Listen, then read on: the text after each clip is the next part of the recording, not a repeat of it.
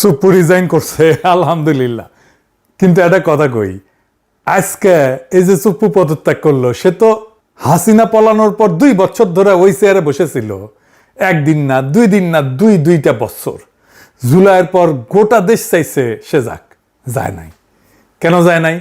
কারণ তারে কেউ ধরে রাখছিল। একটা হাত ওই চেয়ারের নিচে ছিল, ওর মাথার উপরে ছিল ছাতা হইয়া। আজকে সুপ্পু নাই, কিন্তু হাতটা এবং ছাতাটা আছে, ওই জায়গাতেই বসা। আজকের এপিসোড সুপ্পুকে নিয়ে না, সুপ্পুর পদত্যাগ পত্রে যার লেখা নাই, আজকের এপিসোড সেটা নিয়ে। আসেন আল্লাহর নামে শুরু করি। হাসিনার গু একদিন আমরা মাথায় নিয়ে ঘুরেছি, ঘুরতে আমাদের বাধ্য করা হয়েছে। সুপ্পুকে সরানো যায় নাই। কার কারণে? বিএনপির কারণে। এটা কোনো গোপন কথা না, এটা আমি বহুবার বলছি, আর আজকে আবার বলতেছি। এখন বিবিসি কইতেছে বিএনপিতে স্বস্তি ফিরছে। বাহ! তো অস্বস্তিটা বিএনপি নিজে ইচ্ছা করে তো রেখে দিছিল। নিজের পায়ে নিজে কুড়াল মাইরা 2 বছর ধরে কুড়াল সরায় কইতেছে আহ কি শান্তি। সুপ্পু থাকাতে কি মহা উপকারটা হয়েছে বিএনপির? বিএনপি কইতে পারবে? পারবে না, আমি শিওর। আমার বগুড়া একটা প্রবাদ আছে, সেই নিকাই বসলো কালিয়ানা জ্ঞান জ্ঞান করলো। বিএনপি সেই সুপ্পুরাই সরাইলো কালিয়ানা জ্ঞান জ্ঞান করে আর কি। আমরা কি চাইছিলাম?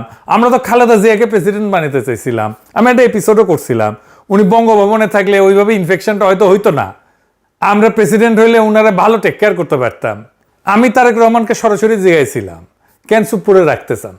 উনি কইছিলেন উনার মনে হয় সুপ্পুকে সরাইলে উনার দেশে ফেরাটা বাধাগ্রস্ত। আমারও কইছিল আপনিও তো দেশে ফিরতে চান, আপনার দেশে ফেরাটা বাধাগ্রস্ত, আমার তো এখনো বাধাগ্রস্ত আছে। এখন হিসাবটা মিলান, তারেক রহমান দেশে আসছে 7 মাস হয়ে গেল, উনার দল সরকারে, উনি প্রধানমন্ত্রী, তারপরে সুপ্পু বহাল তবে তো বসা ছিল। আর এখন খেপে কান, এখন খেপছে কারণ সুপ্পু কাটাল রানীর সাথে কথা কইছে বলে। বিএনপির ধারণা ছিল সুপ্পু কাটাল রানীর সাথে কথা বলে না, সে হাসিনাকে ফিরে আনার কোনো সিস্টেম করে না, আজিব বাত। কিন্তু সুপ্পুরে কেন রাখার জন্য মরিয়া হয়েছিল বিএনপি, আসেন সেই গল্পটা এটা শুনে দেখি। আমরা যখন সুপ্পুরে সরানোর জন্য চাপ দিতেছি, ওয়াকার তখন বুঝে ফেলছে এর পরের চাপটা ওর উপরে আসবে। সে তখন করলো কি, 2 দিকে 2 কথা কইল। একটা কথা আগে কয়ে রাখি, এখন যা কইতেছি এটা ওয়াকারের হুবহু কথা না, এটা আমার ভাষার সারমর্ম আর কি। বার্তাটা সে কোন দিকে কি দিছিল সেটা কইতেছি। বিএনপির এসে বোঝাইলো সুপ্পুরে সরাইতে চায় ওরা যেন ইউনূসের শাসন লম্বা হয়। আপনারা কিন্তু ক্ষমতা আসতে পারবেন না, দেখতেছেন না যত দিন যাইতেছে আপনাদের বদনাম হইতেছে, বদনাম বাড়তেছে। ইলেকশন যত দেরি হবে আপনাদের তত কলে খবর আছে। আর জামাতকে যে বুঝাইলো আপনারা এত তাড়াতাড়ি নির্বাচন চান না হুজুর, যত দেরিতে হয় ততই ভালো। আর ইমেজটা ধরে রাখেন আপনাদের সৎ মানুষের দল হিসাবে। ইলেকশনের আগে মাফিয়াদের টাকা পয়সা আসবে, অনেকে নিয়ে আসবে, কিন্তু ওইসব নেবেন না, হ্যাঁ আল্লাহর ওয়াস্তে। আন্ডারওয়ার্ল্ডে যে সমস্ত কানেকশন আছে না, ওই যে সাজ্জাদ শিবিরের নাসির টাসির এগুলো আছে না চট্টগ্রামে, ওগুলো রাখবেন না গলে। আর অমুক তমুকের নামে বহুত বদনাম, ওদের নমিনেশন দিয়েন না। মানে বুঝছেন খেলাটা? বিএনপি কয় আগে ইলেকশন নেন, আর জামাতে কয় ইলেকশন পিছান। পুরো ইলেকশনটা ওয়াকার এইভাবে খেলে দিছে। জামাত আন্ডারওয়ার্ল্ড থেকে দূরে সরে গেছে, আর উদাম কেলানি খাইছে বিএনপির ইলেকশনের আগে। ফলাফল কি হয়েছে? বিএনপি 209টা সিট, আর জামাত এনসিপি মিলে তো 70টার কম আর কি। কিন্তু একটা জিনিস খেয়াল করেন, ভোট কিন্তু কম পায় না এই জামাত আর এনসিপি। জামাত এনসিপি মিলে ভোট পেয়েছে 38%। 38% ভোট নিয়ে সিট পেয়েছে 70-এর নিচে। এটা আসল কথা। ইলেকশনের আগে যে হাইপটা উঠছিল জামাত এনসিপির, ওরকম হাইপ তোলা অবিশ্বাস্য। ভোটও পাইছে, কিন্তু ভোটটা আসনে কনভার্ট হয় নাই। বিএনপির লাভের গুড়টা পুরাই খাইছে, আর জামাত এনসিপি লাড্ডা গুড়টা। ভোট আর আসনের যে ফারাক, এটা এমনি এমনি হয় নাই। টাইমিংটা কে ঠিক করে দিছিল সে কথা মনে করেন শিলং সালাউদ্দিন নিজেই কইছে, এই বাহানায় যদি নির্বাচনটা না দেয় সে ভয়ে আমরা তাড়াহুড়া করে জুলাই মধ্যে সাইন করেছি। শুনেন, আবার আমাদের একটা তাগাদা ছিল যে এরা সংস্কারের বাহানায় যদি নির্বাচনটা না হতে দেয়, সেজন্য আমরা সবকিছুতে আপোষ করে জুলাই জাতীয় সনদেও স্বাক্ষর করেছি। আমরা একত্রিত হয়েছি, সমঝোতা হয়েছে, এবং নির্বাচনের স্বার্থে আমরা অনেক কথা বলি নাই। শুনিছেন? হ্যাঁ শুনছি জামাত নাকি ওয়াকার সাহেবকে খুব ভালো পায়। হ্যাঁ বুঝছাও কেন ভালো পায়? এটা জিগেলে কয় কি ওয়াকার সাহেব 5 ওয়াক্ত নামাজ পড়ে। হ্যাঁ মাশাআল্লাহ। তো হাসিনারে তো তাহলে ডাবল ভালো পাওয়ার কথা জামাতের। হাসিনা তো তাহাজ্জুদও পড়তো 5 ওয়াক্তর উপরে। হ্যাঁ এখন কইতে পারেন যে দাদা আপনি ওয়াকারের উপরে কেন বিলা? আমি আগে অনেকবার কইছি, আবারও কই। অনেকে করার চেষ্টা করে ওয়াকার তার লেসপেন্সারদেরকে লাগিয়ে দিছে এটা বলার জন্য যে বিপ্লব তো বিজয় হয়েছে ওয়াকারের কারণেই, তাছাড়া তো এটা খবর ছিল। হ্যাঁ, ওই যারা কয় ওরা মাঠে ছিল না, গুলির সামনে বুক পাইতে দেয় নাই। জনগণের শক্তি, বিপ্লবের শক্তি এটা ওরা বোঝেও না, মাপতেও পারে না। কি অবস্থা হয়েছিল? পুলিশ ফেল করছে, পলাইছে, অস্ত্র ফেলা পালাইছে, থানার পর থানা ভস্মীভূত হয়েছে। দেশের 639টা থানার মধ্যে 450 মতো থানা গুড়া গুড়া করে দেওয়া হয়েছে। পুলিশ মেরে ট্যাঙ্গে রেখেছে পাবলিক। র্যাব তো অনেক আগে ব্যবসে, বিডিআর ভয় বাইরে হয় না, রাস্তায় ছিল খালি মিলিটারি, আর সেই মিলিটারি সৈনিক আর জুনিয়র অফিসাররা গুলি চালাইতে অস্বীকার করলো। এটাই আসল কথা, ওটাই মোর। ওয়াকার তখন কি লাভে, তার সামনে বিকল্প কি? সে গিয়া কইছে আপা ভাগেন। যেই মুহূর্তে সৈনিকেরা গুলি করতে অস্বীকার করছে, সেই মুহূর্তে হাসিনার পরাজয়, ওর লাস্ট ডিফেন্স ভেঙে পড়ছে। আর যদি সৈনিক আর জুনিয়র অফিসাররা গুলি চালানো অব্যাহত রাখতো, তাইলে ক্যান্টনমেন্টগুলো থানার মতো তামাতামা হয়ে যেত। ওয়াকারের বিন্দু মাত্র ক্রেডিট নেই।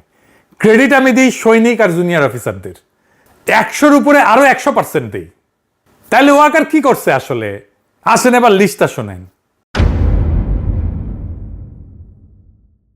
1 নাম্বার, হাসিনারে পলায় যেতে দিছে। এখন কইতেছে যে হাসিনার নামে নাকি ইমিগ্রেশন আইনে মামলা হবে ইমিগ্রেশন না করে যাওয়ার জন্য। তো গেছে তো সামরিক বিমানে, ব্যবস্থাটা কে করে দিছে? ওয়াকার তো। তাহলে ওয়াকারের নামে মামলা হবে না কেন?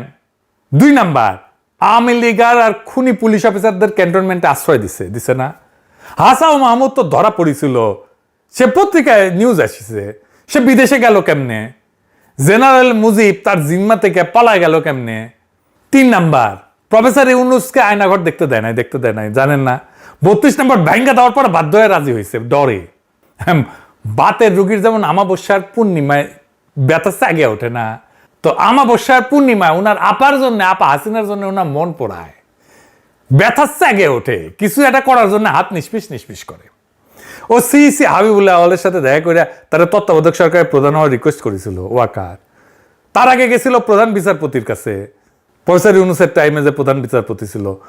আদালত কইছে, আদালতের রায় তত্ত্বাবধায়ক ব্যবস্থা ফিরে আসলে ইউনুস সরকারকে হটায় একটা তত্ত্বাবধায়ক বানায় তার প্রধান হইতে কইছিল। 5 নাম্বার, আর্মির যে অফিসারদের নামে মানবতা বিরোধী অপরাধের নামে মামলা হয়েছে, ক্যান্টনমেন্টেই রাখছে তাদেরকে। সেখান থেকে মাঝে মাঝে আসে এসি বাসে চাইপা আদালতে। 6 নাম্বার, প্রথম থেকে সে ইনক্লুসিভ ইলেকশনের কথা কয়ে আসছে। ইনক্লুসিভ মানে কি? ইনক্লুসিভ মানে আওয়ামী লীগ সহ, হাসিনা সহ নির্বাচন। এখন বিএনপির অভিযোগ হইতেছে সুপ্পু লন্ডনে গিয়ে শেখ হাসিনার সাথে কথা কইছে, তাই না? এখন বিএনপির মনে হয়েছে যে এমন একটা বিভীষণকে ক্ষমতার কেন্দ্র রেখা তারা নিরাপদ না, ফলে তাকে বিদায় করতে হবে। তাইলে সুপ্পুকে এই প্রথম হাসিনার সঙ্গে কথা কইছে। বিগত 5 আগস্ট থেকে আজ পর্যন্ত সুপ্পু যে বহুবার এই ধরনের তৎপরতা চালাইছে তা অনেকেই জানে। আমরা তখন সতর্ক করছিলাম, কানে দেয়নি বিএনপি। উল্টা বিএনপির একটা অংশ, ওয়াকারের ভাড়াটা বাহিনী, রামপন্থীরা, ওয়াকারের প্রতিপালক সব একসাথে নানা অপপ্রচার চালাইছে। আমরা নাকি অস্থিতিশীলতা করি, আমরা নাকি মববাজ, আমরা নাকি ইউনুস সরকারের ক্ষমতা দীর্ঘায়িত করার চক্রান্তকারী। কারণ ওরা তখন সুপ্পুকে রক্ষা করতে মরিয়া। আর এখন বাস্তবতা হইলো এই প্রক্রিয়ায় সুপ্পুর আশ্রয়দাতা কে? এই সুপ্পুর আশ্রয়দাতা তো ওয়াকার নিজে। ওয়াকারের অনুমোদন এবং সুরক্ষা ছাড়া সুপ্পুর পক্ষে 1 পাও আগানো সম্ভব ছিল না। সুপ্পু নিজেই বলছে ওয়াকার এবং বিএনপি তাকে সমর্থন করছে।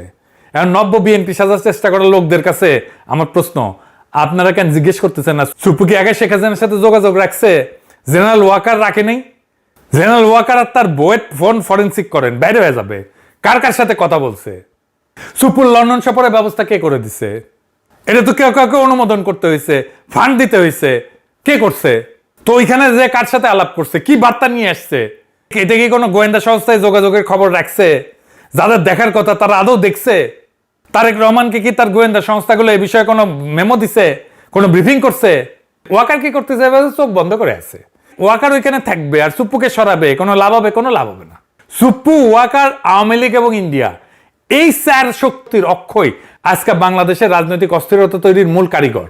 শেখ হাসিনাকে ফিরে আনা, বর্তমান সরকারকে ক্ষমতাচ্যুত করা কিংবা এর সাথে শাসনের মতো কোনো ব্যবস্থা কায়েম করা, এটা মার্শাল ল দেওয়া, সবই নির্ভর করছে এদের পারস্পরিক মেলবন্ধন এবং যোগাযোগের উপরে। হাসিনা যে ডিসেম্বরে ফিরবে বলে ঘোষণা দিয়ে রাখছে, এটা এমনি এমনি দেয় নাই। ওই গঙ্গার পানি এসে বুড়ি গঙ্গায় জমিচ্ছে। এখন বুঝতে পারছে এটা বিএনপি।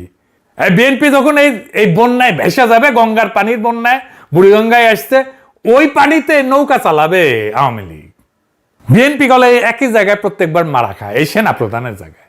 আর সুপ্পু কাণ্ড প্রমাণ করে বিএনপি নেতৃত্বের রাষ্ট্রচিন্তা কত স্থূল প্রকৃতির। দলটা সবসময় এই জায়গায় মারা খায়। ইতিহাসটা দেখেন, এরশাদ বিএনপি তারে সেনাপ্রধান বানাইছিল, তাই না? জিয়া হত্যাকাণ্ডের সাথে যুক্ত ছিল। তারপর কু করে বিএনপি সরকারকে ফেলাই দিল। জেনারেল নাসিমকে বিএনপি সেনাপ্রধান বানাইছিল না? নাসিম কু করতে গেছিল, মানে মঈন সবাই ডিঙায় তারে নিয়ম ভেঙে সেনাপ্রধান বানাইছিল না? মই তো তারেক রহমানের মাজা ভেঙে দিল 3বার একই জায়গায় একই ভুল। আর এখন ওয়াকার আবার আর এক ভুল। সুপ্পু তো লন্ডনে যায় কেন? তলে তলে কি করছে কে জানে? কথা বলার জন্য ফোন লাগে নাকি? হাতে লেখা চিঠি দিয়েও তো ষড়যন্ত্র করা যায়। এই যে ইন্ডিয়ার রাষ্ট্রদূত এসে যে রিসিভ করলো তারে, সে যে সুপ্পুর হাতে কিছু বুঝে দেয় নাই, এটা কে জানে? এত কইরা কইলাম না, সুপ্পুর তাইলে লাগবেই। সুপ্পু ছাড়া ওদের চলেই না। সুপ্পু ভালো ছেলে, সে কাঁঠাল রানীর সাথে কথা বলে না। হ্যাঁ, দুষ্টু লোকেরা এই সমস্ত বাজে কথা বলে। হ্যাঁ, তো দুষ্টু লোকেরা এই সমস্ত বাজে কথা বলে, কান দিয়েন না। এবার সুপ্পুর অসুখটা কি এটা একটু বুঝে দেখি। এটা আবার ইন্টারেস্টিং একটা ব্যাপার। এটা মানুষের কাজে লাগবে। মানে সুপ্পু পদত্যাগ পত্রে লিখছে তার অসুখ হচ্ছে অটোনমিক নিউরোপ্যাথি, ইংরেজিতে লিখেছে। এটা বিশাল বড় অসুখ। মাঝে মাঝে জ্ঞান হারাই ফেলে নাকি, ওই চিকিৎসা করতে যাবে, ওই বিদেশে যাবে। শোনান রিটেশ সাহেব কি কইছে। পরবর্তী পরিকল্পনা চিকিৎসা, উন্নত চিকিৎসা করা দেশে এবং বিদেশে, প্রথমে এইটা। আর স্যার এটি কি শারীরিক কারণেই পদত্যাগ করলেন স্যার, না পলিটিক্যাল কোনো? অবশ্যই অবশ্যই অবশ্যই শারীরিক কারণেই। শুনেছেন? তবে এই অসুখটা বাংলাদেশের লাখ লাখ মানুষের আছে, তার বেশিরভাগ মানুষই জানে না। যাদের ডায়াবেটিস আছে তারা একটু মন দিয়ে শোনেন, কামে দিবে। ধরেন আমাদের শরীরটা একটা গাড়ি, আর আমাদের স্নায়ুতন্ত্র, নার্ভ, এটা হইতেছে সেই গাড়ির তারের জাল আর নিয়ন্ত্রণ ব্যবস্থা। এই মস্তিষ্ক আর স্পাইনাল কর্ড এদিক দিয়ে শিরদাঁড়ার মধ্যে দিয়ে যেটা গেছে না, সেইটা হইতেছে মূল কম্পিউটার। আর সারা শরীরে ছড়ানো স্নায়ুগুলো হইলো এটা লাইন। গাড়িতে 2 রকম ব্যবস্থা থাকে। এক, যেগুলো চালকের হাতে, স্টিয়ারিং ঘোরাইলে গাড়ি ঘোরে, ব্রেক চাপলে থামে, এক্সেলারেটর দিলে ছোটে। শরীরেও তেমন, হাত তুলতে চাইলে হাত ওঠে, কেটে গেলে ব্যথা টের পায়। আর 2 নম্বর আছে যেগুলো চালক শুয়েও দেখে না। যেমন ধরেন ইঞ্জিন গরম হইলে ফ্যান নিজে থেকে চালু হয়ে যায়, ব্যাটারি নিজে থেকে চার্জ হয়, তেল ঠিক মাপে ইঞ্জিনে পৌঁছায়। চালকের কিন্তু এটার কিছুই জানে না, ড্রাইভার এটার কিছুই জানে না, জানার দরকারও নাই। শরীরেও তাই। ঘুমের মধ্যেও হার্ট চলে, তো হার্ট তো বন্ধ হয়ে যায় না, শ্বাস চলে, খাবার হজম হয়, রক্তচাপ ঠিক জায়গায় থাকে। এই যে স্বয়ংক্রিয় ব্যবস্থা, এটার নাম অটোনমিক নার্ভাস সিস্টেম। আর অটোনমিক নিউরোপ্যাথি মানে এই স্বয়ংক্রিয় ব্যবস্থাটা নষ্ট হয়ে গেছে। চালক ঠিকই আছে, স্টিয়ারিং ব্রেক ঠিক করছে, কিন্তু ভেতরে যে অটোমেটিক অংশটা আর সাড়া দিতেছে না। এটা উদাহরণ দিই। ধরেন আপনি যখন শুয়ে থাকেন বা বসেন বা হঠাৎ দাঁড়ায় যান, 3 অবস্থাতে আপনার রক্তচাপ মোটামুটি একই থাকে, তাই না? সুস্থ অবস্থায়। কিভাবে? কারণ দাঁড়ানোর সঙ্গে সঙ্গে মাধ্যাকর্ষণের টানে রক্ত তো পায়ের দিকে নেমে যায়। ঠিক সেই মুহূর্তে এই অটোনমিক নার্ভাস সিস্টেম রক্তনালীগুলোকে চেপে ধরে, হার্টকার একটু জোরে চালায়, ফলে মাথায় রক্ত পৌঁছাইতে ঘাটতি হয় না। পুরা ব্যাপারটা ঘটে সেকেন্ডের ফ্র্যাকশনের মধ্যে, আপনি টেরও পান না। এই অটোনমিক সিস্টেমটা নষ্ট হয়ে গেলে এই কাজটা আর হয় না। রোগীর দাঁড়াইলে রক্ত পায়ে জমে যায়, রক্তচাপ পড়ে যায়, মাথায় রক্ত কমে যায়, মাথা ঘোরে, চোখে অন্ধকার দেখে, জ্ঞান হারায় ফেলে। ডাক্তারি ভাষায় এটাকে বলে অর্থোস্ট্যাটিক হাইপোটেনশন। আর মজার ব্যাপার হইল, একই রোগী শুয়ে পড়লে উল্টা রক্তচাপ বেড়ে যায়। শুধু রক্তচাপ না, আরো অনেক কিছুই এলোমেলো হয়ে যায়।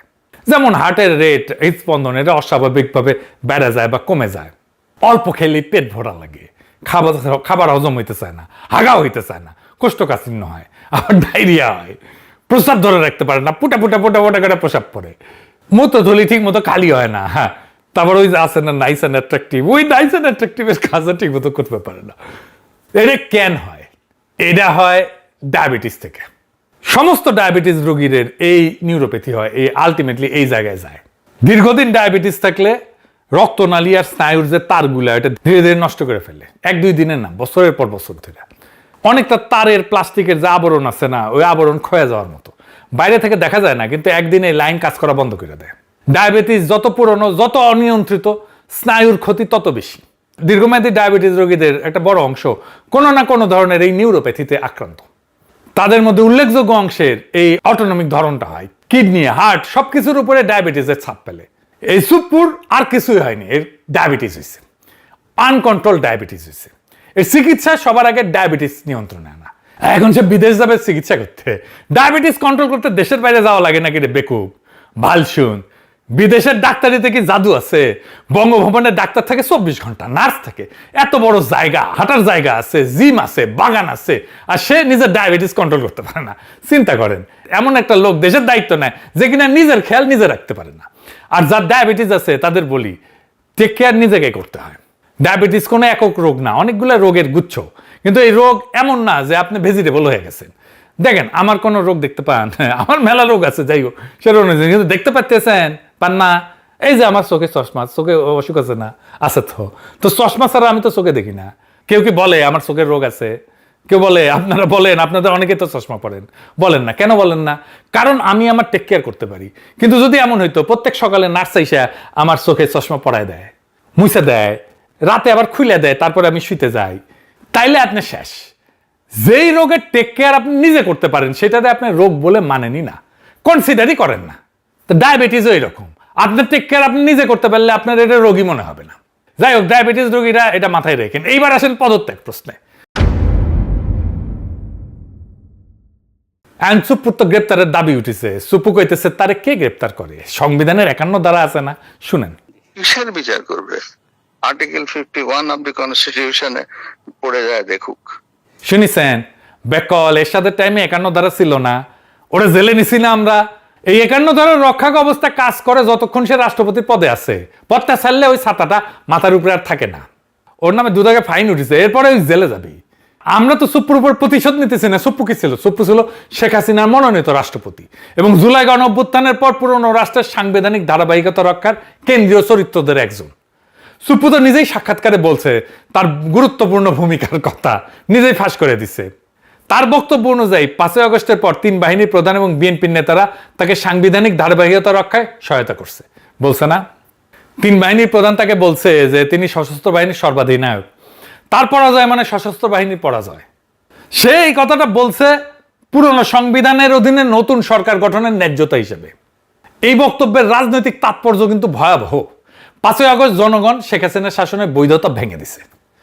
জনগণ তখন শুধু একটা সরকার সরায়নি, তারা রাষ্ট্রের প্রচলিত ক্ষমতা ব্যবস্থার বিরুদ্ধে নিজেদের সার্বভৌম ক্ষমতা হাজির করছে। সার্বভৌম ক্ষমতা, সেটা সবার উপরে, সবার উপরে, সংবিধানের উপরে, রাষ্ট্রের উপরে।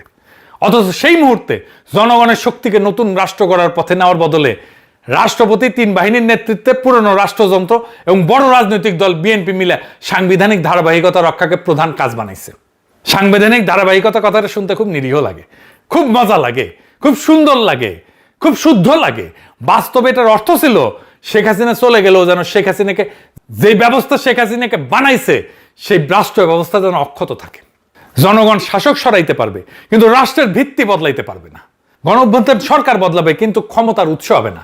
পুরনো সংবিধান, পুরনো আমলাতন্ত্র, পুরনো আদালত, পুরনো রাষ্ট্র, পুরনো নিরাপত্তা কাঠামো, পুরনো অর্থনৈতিক স্বার্থগোষ্ঠী, পুরনো বন্দোবস্ত, এরাই শেষ কথা বলবে। এই অর্থে সুপ্পুর বিচারের দাবি শুধু প্রতিশোধের দাবি না, এটা গণঅভ্যুত্থান নস্যাৎ করার রাজনৈতিক প্রক্রিয়ার বিচারের দাবি। কিন্তু একটা লোকরে ধইরা বিচার শেষ কইরা দিলে চলবে না। প্রশ্নটা লোকের না, প্রশ্নটা প্রক্রিয়ার। কে কোন সিদ্ধান্ত নিছিল, কার পরামর্শে নিছিল, 5 আগস্ট রাতে বঙ্গভবনে কারা বসছিল, ওখানে কি কথা হয়েছিল, কে কারে কথা দিছিল, নতুন গঠনতন্ত্রের রাস্তাটা কে বন্ধ করে দিছিল, আর ওইটা বন্ধ করে কার কি লাভ হইল। এই প্রশ্নগুলো তুলতে হবে, এই প্রশ্নগুলো ফয়সালা করতে হবে।